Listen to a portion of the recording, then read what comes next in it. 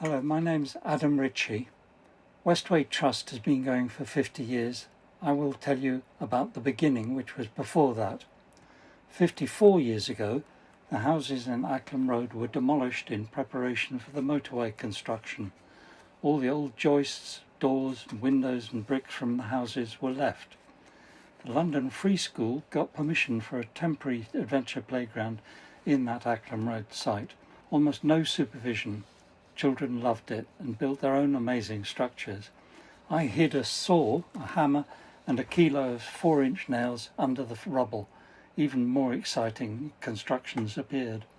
It felt like an important place which shouldn't be cleared away and covered in concrete.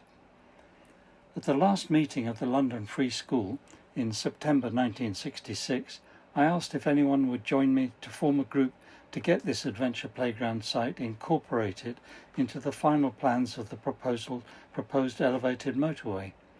The first to join was John O'Malley, a local community worker. 8 of us started the North Kensington Play Space group.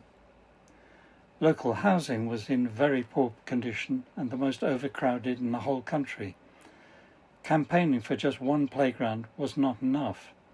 It was obvious that the space under the future long elevated motorway could provide room for other desperately needed community facilities.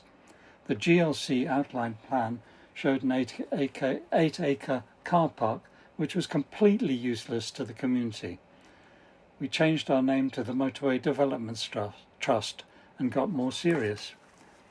We had meetings with all the local groups and public meetings. We put up 15-foot long outline map of the motorway.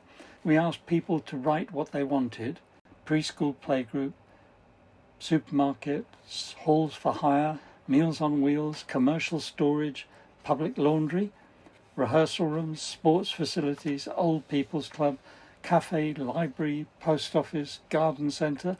So all these suggestions were practical and desperately needed. While John and I had meetings with the GLC and Kensington Council, we gained support from many local groups and many journalists. A major London charity agreed to seed fund whatever trust might be set up in the future to develop the scheme. If it was ever built, that was working on the future. Back then, each South Kensington child had 10 times more public open space than each North Kensington child. Play space was needed here and now. From 1967 on, we ran 10 playgrounds in summer play programs, and 200 students were invited to come and help. And they came. The photographs show some of these playgrounds. In 1968, we also got 6 bays under the motorway between Ladbroke Grove and St Mark's Road. In 1969, the students were also conducted a detailed housing survey of 2,000 houses organised by John's wife Jan O'Malley. 90% of these were below minimum medical officer of health standards for human habitation in the second richest borough in Britain, a borough apparently without shame. After 3 or 4 years of effort, we finally persuaded the GLC and Kensington Council that a trust should be set up to develop the scheme.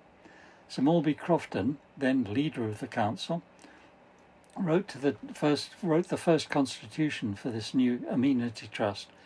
He said the town clerk was to be the secretary, the borough treasurer the treasurer, and Sir Morby himself would nominate the management committee, which was dominated by councillors.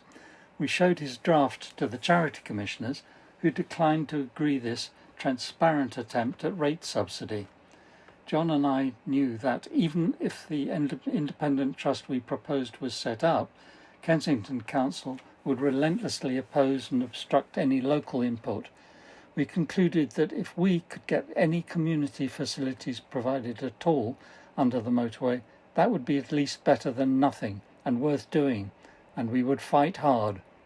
It's shocking that it's taken 50 years for the local community to take charge of what should have been their scheme from the beginning. Thank you.